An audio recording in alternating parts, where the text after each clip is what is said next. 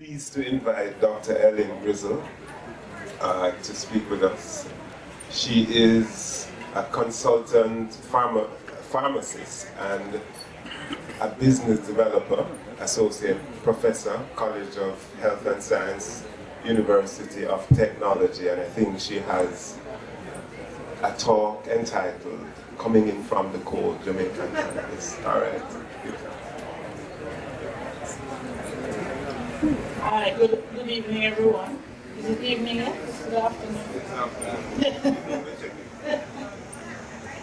As you heard from Andre, and he gave such a good talk, very straight man, about the development of the cannabis industry in Jamaica. I speak from the perspective of a university that has entered the space about 3 years ago and is trying to make its way into the big leagues, as we say. But I just wanted to thank Ras, Ivy and the team, Tulu, Mr. Chairman, for the invitation to be here. Ras and I grew up in a little village somewhere near here together. And I learned to swim in these waters very early in my life. So Nico is a place that I am very happy to be. And it was a luxury for us then growing up in the kind of families that we grew up in, to be able to come to the grill and have a treat. I want to talk about telling our own story. This sound coming from me as a hard-nosed scientist who really doesn't get excited about much, the structure or molecule. But this idea that we must tell our own story, and I'm telling you because I have come to a place where in my life, where the university assigned me to this project, but I've developed a passion for the people who started this industry and are being left out in the cold. I have a real passion to see that corrected. And I try to use my voice wherever I am for that purpose. But you know the story of the lion and the hunter, where the lion's head is somewhere on a mantelpiece and the hunter is boasting and about killing this lion. And the lion, of course, is dead, so it can't tell its own story. And so the hunter's story prevails. The truth of the matter is that we must start to tell our own story. I am not going to presume to tell the story of victimization and suffering of the Rastafaris in our region. That is somebody else's story to tell. That's a nice story to tell. But I can tell you about our university and the things that we have done with people who have come. And I see about 2 investors per week in my office. And some are very nice people, and some are not so very nice people. And I've learned to know the difference between the two. But I want to talk about my student, Mr. Perry, who is here with me, who has been on this cannabis journey with me, and I want to introduce him to the audience before I go on. Mr. Perry is completing his master's, and we sent him abroad to speak at one conference that the Black historical universities had in the US. And when they heard him, he came back with 2 PhD offers. And so I'm very proud of my students. And I saw Courtney Betty in the room. They are his students as well. Courtney, through Cannabis, has given us 5 scholarships at our university. And really supported the students, especially those from the poor families, to get into a course of study and to make their contribution. That's our story. We share that story with Courtney from Cannabis. And we give him a lot of knocks for that, credit for that. The next part of the story, I think, is to tell you that the government of Jamaica, through the CLA and Bureau of Standards and Scientific Research Council, has been very kind to our university. We are one of the 2 with a ministerial order, just reviewed by the Prime Minister himself, that takes us into year, and we have a lot of support coming from that end. It's almost as if they're willing our university to do well, and we appreciate that as well. That's part of our story. There are the people in our corner who are trying to help us to move forward. As you know, as pharmacists, we are involved in clinical trials and case studies and all of that science. And as a university, we do have a team, and we are looking at studies and so on, being commissioned from people who want to bring products to Jamaica. They may have the case studies, they don't have the clinical trials. We're looking at that as well as a university. But interestingly enough, we are looking at Jamaican-made products to formulate them, and we have 2 now that we are going to trials with. These are products that are made in Jamaica. And we are open because we are the national university. We are owned by the government. So people come to you with a product, they tell you can do a thing, they don't know what is in there, they don't know whether it can really work or not, and they would like to get it on the market. We do some of that testing for them, and we can tell them, man, this is not going to work. Or we can tell them, you know, this has potential. And it's very, very interesting to see the number of people who have a product. Whether it's medicine, or whether they have something for the plants, to feed the plants, a lot of products are out there. And I mean, mystery is what is in it. And what we find is that challenge is that people don't want to tell us what is in there. And we can't do science on nothing. You know, you have to trust somebody. You have to trust somebody. And that is the challenge. We have to get people to trust us. In terms of the testing, we have a partner called Steeple. They've just formed Steeple Jamaica. And we are really moving up now to be a world-class lab through the investment that they are making in our university in terms of equipment.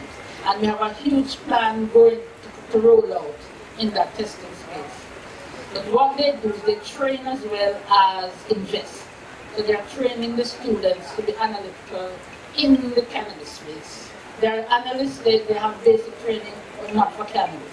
So they're doing that. So our story at UTech is built on affiliation, collaboration, and really partnerships. People are affiliated with us in the university, and then they become really part of our story as well. Investors. As I tell you, I see a lot of investors. Some of them have had good experience over the time, timeless, and stable and so on. But some of them are really barbarians. They really are coming to scrape up the ganja, bail it, and ship it out. But we've been there before, and it's not going to happen again. Yeah, you know? So we have to learn to differentiate, and for people to come here and not going to be contentious, but for people to come here and telling us that our ganja is not good, when they have not seen some of the land races that we have seen because the farmers hiding them. I mean, it's incredible, and people believe that too. You hear them repeating it, and the people are looking at what they are seeing, but they're not seeing what they can see because people are not sharing it with them. So we are doing what we can with the things that we have this year. We have our own scientific conference. We're going into our 3rd year, July of each year around Independence Time in the US. We have a scientific conference at UTech. We are preparing to sign MOUs down the Caribbean, MOUs for St. Vincent, MOUs for Antigua, MOUs for university outside of the Caribbean in Europe, University of Milan in Italy, who are interested in our story. Black universities in the US who are naive to the business of hemp. I was there 2 weeks ago. We have about 3 MOUs coming with them. So that what we are doing in ganja, they would like to reproduce in hemp. And believe that somehow we as Caribbean, a university in the Caribbean, can actually help them to make most of what they're doing. So that is the story I have to tell you. That is our story.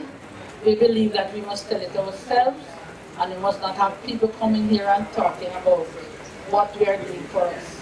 I am very, very hospitable to investors, you know. I'm not hostile. It's not a hostile position.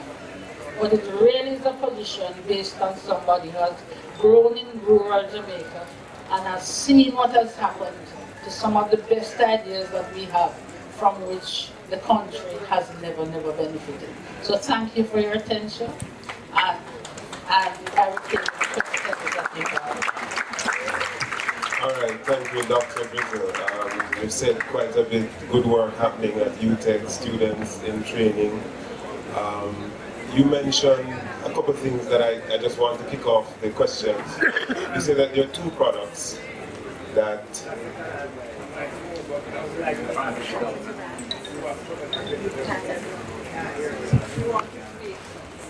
yeah, just greetings everyone, Rastafari. I just want to add to what you were saying in terms of the products that we have, the type of herb that is being grown.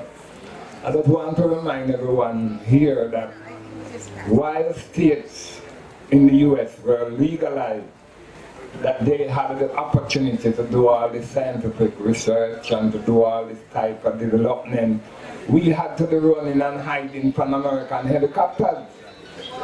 Right? So I want to make that very clear, that that has stopped our emergence and our development with scientific research. It's concerned from the 70s, between 1978 and 1982, 83. Dr. Lockhart and Manley West developed the two first pharmaceutical products out of herb, which was Cannabidiol and Asthmacyl. So no matter that the potential is not here, it's a matter that we've been a victim of American imperialism. And that's what I want to make very clear. Good time.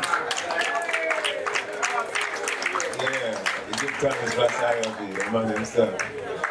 The question I was asking relates to the products that you say, two products are ready. And you mentioned also that you take original products from people. The question is the issue of trust. What security people who bring products have as far as their intellectual property, and then the next aspect of that is how long does it take something from the time you see it to the time when it becomes available as a product for shelves? There are two different questions really that you have asked. So I'll answer the latter first. The two products we are working on now, one was here before, but the patent has expired. So you know that's a way ahead. And we are actually redoing the prototype, and we are inviting investors now to help us to go to the clinical trials and so on. We have a history of that product. Somebody who has a nutritionist product for the ganja plants. We see a lot of people with that. They come, they give you a bottle, and they tell you that I use this. So I want to know what is in there, whether potassium or nitrogen or so on. That kind of characterization can take like a month to do. We can actually tell them what are the elements inside there. What we cannot tell them, and what takes time, is whether this combination is the reason why your tomato is bigger than the other person's tomato. Because that now requires a trial.